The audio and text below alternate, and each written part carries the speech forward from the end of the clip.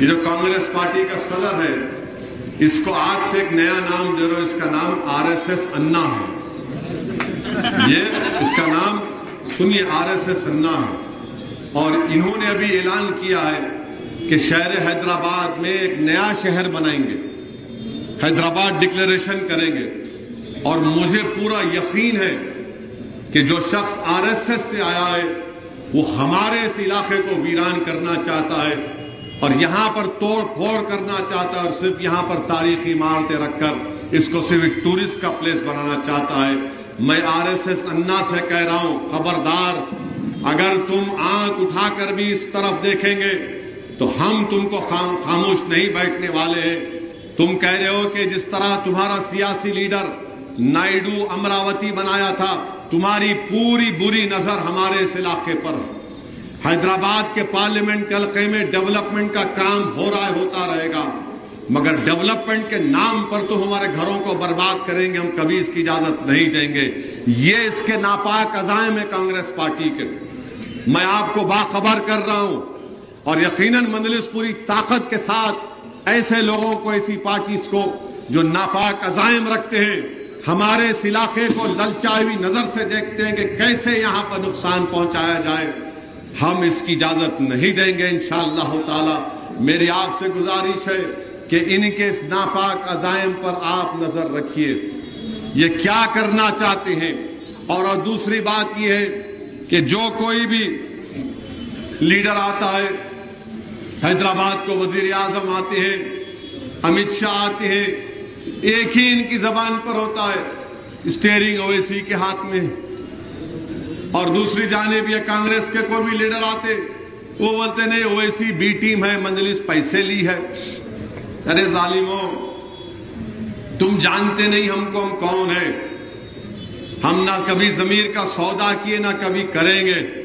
ہماری گاڑی کا اسٹیئرنگ ہمارے ہاتھ میں ہے، ہماری موٹر سائیکل ہے تو ہم اپنی رفتار سے چلاتے ہیں، ہمارا آٹو رہا تو ہم اپنے طریقے سے چلاتے ہیں۔ اور حد تو یہ ہو گئی کہ کل بی جے پی کے لوگوں نے ایک کارٹون بنایا، اور کارٹون بنا کر یہ کہا کہ اسد الدین اویسی قاضی ہیں، وہ BRS اور کانگریس کی شادی کرانے والے ہیں۔ کارٹون بنایا تو میرے کو میڈیا والے پوچھے، میں بولا جواب دیتا ہوں، سنو، اب آپ نے میرے کو قاضی بنا دیا تو قاضی کا فیصلہ یہ ہے کہ وہ جو ہماری بھابھی دور ہے دلی سے، اس کو دلی لانا چاہیے پہلے۔ دوسرا قاضی کا فیصلہ یہ ہے کہ جو کانگریس کا جو نیتا ہے، جو 50 سال کا ہو کر بھی نوجوان بولتا ہے، اس کو بھی کچھ کرو، اس کا بھی گھر آباد کرو۔ یعنی تم ہم کو چھیڑو گے تو پھر یاد رکھو تم کو تمہاری زبان میں جواب ملے گا۔ اور بی جے پی اس ملک میں 2014 کے بعد جتنی فرقہ پرستی اور نفرت کا پھیلانے کا کام بی جے پی نے کیا، شاید ہی کسی نے کیا ہوگا۔ جتنا نفرت پھیلا سکتے، جتنا خوف پیدا کر سکتے اقلیتوں کے بارے میں، وہ کام بی جے پی نے کیا۔ آپ اندازہ لگائیے کہ کیا کیا قانون نہیں بنا ہے۔ CAA کا قانون، اور CAA کا جب قانون بنا تو کون سی اسمبلی میں اس قانون کے خلاف ریزولوشن پاس ہوا، کون سی بلدیہ میں اس ریزولوشن کے، اس قانون کے خلاف ریزولوشن قرارداد پاس کی گئی۔ گریٹر حیدرآباد میونسپل کارپوریشن میں اور تلنگانہ کے اسمبلی میں اس قانون کے خلاف ریزولوشن پاس کیا گیا تھا۔ تو میرے عزیز دوستوں اور بزرگوں، اور یہ کانگریس پارٹی ہے، جب کبھی بھی اقتدار ان کو ملا، اس وقت کے آندھرا پردیش میں کانگریس کے دور اقتدار میں فساد ہوا، ہمیشہ فساد ہوا۔ مجھے اچھی طرح یاد ہے کہ فسادات ہوتے، فائرنگ ہوتی، گرفتاریاں ہوتے، اور پورا کاروبار چوپٹ ہو جاتا۔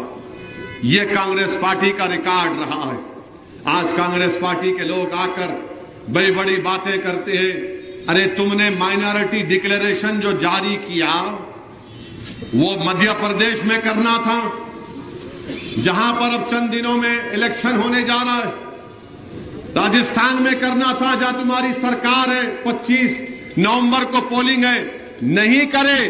حیدرآباد میں کرنا پڑا. کیوں کرنا پڑا؟ کیونکہ یہاں پر سالار ملت عبد الواحد اویسی اور مجلس کے مرحوم قائدین کی محنت کی وجہ سے مجلس اتحاد المسلمین موجود ہے. تو مجلس اتحاد المسلمین کی موجودگی کو دیکھ کر انہوں نے کہا کہ مائنارٹی ڈکلیریشن دیں گے. اور کیا ڈکلیریشن دیے؟ کیا ڈکلیریشن دیے؟ ارے تم کو یہ بھی نہیں معلوم کانگریس پارٹی کے احمق ہو کہ کانسٹیٹیوشن میں، آئین میں لفظ مائنارٹی ایک کانسٹیٹیوشنل ورڈ ہے، ایک آئینی لفظ ہے جس کا ذکر آرٹیکل 30 میں کیا گیا کہ مذہبی مائنارٹی، لسانی مائنارٹی کا ذکر کیا. یہ مائنارٹی کو او بی سی سے ملاتی ہے. مائنارٹی کے نام پر اوورسیز اسکالرشپ ملتی ہے. مائنارٹیز کے نام پر ٹیمرس کے اسکول مجلس کے نمائندگی پر کھولے گئے 201، جس میں 1,80,000 غریبوں کے بچے اور بچیاں پڑھتی ہیں علیحدہ بلڈنگ میں. یہ مائنارٹیز کو ملا ختم کر کے او بی سی لانا چاہ رہے. ارے او بی سیز کا ذکر آرٹیکل 15 میں ہوا، مائنارٹیز کا ذکر آرٹیکل 30 میں ہوا. دونوں فنڈامنٹل رائٹس میں آتے ہیں، چیپٹر 3 میں آتے ہیں. اتنے احمق ہیں، مگر ان کے احمق نہیں ہے بلکہ ان کی یہ سوچ ہے کہ لفظ مائنارٹی کو ختم کر کے رکھ دیا جائے.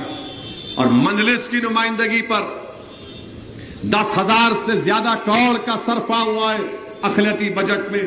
بتاؤ جب تمہاری حکومت تھی آندھرا پردیش کی تم نے کیا کیا تھا؟ تو مجلس کو نشانہ اس لیے بنایا جاتا ہے کیونکہ جب تک مجلس رہے گی نہ کانگریس نہ بی جے پی اپنے ناپاک عزائم کو سرزمین دکن پر اس کو لے کر آ سکتی ہے.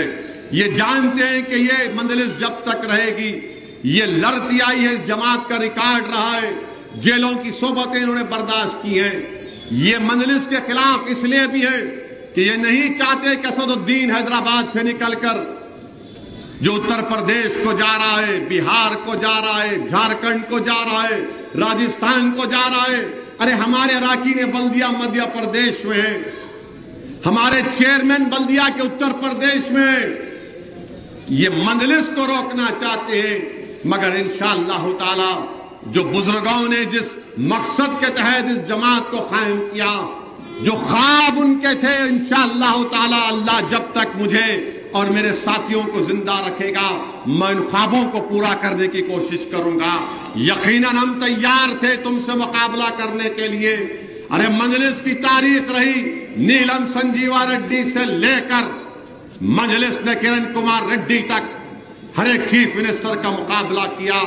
ہم مقابلے سے ڈرنے والوں کا نام مجلس اتحاد المسلمین نہیں ہے. آؤ تم مقابلہ کرنا چاہتے آؤ. ارے میں تو کہہ چکا ہوں کانگریسیوں، تمہارے اس 50 سال کے بوڑھے کو بھی لا لو، آؤ مقابلہ کرو حیدرآباد میں. حیدرآباد کی عوام فیصلہ سنا دے گی تم کو. بہرحال میرے عزیز دوستوں اور بزرگوں، میری آپ سے گزارش ہے کہ ذوالفقار صاحب امیدوار ہیں. ذوالفقار صاحب رکن بلدیہ بھی تھے، میئر بھی تھے. ضرور مجھے یقین ہے کہ کامیاب ہوں گے. آپ کی دعاؤں سے روڈ سے اور چار مینار کی ترقی میں اور 4 چاند کا اضافہ کریں گے. بہت بہت شکریہ آپ کا. السلام علیکم.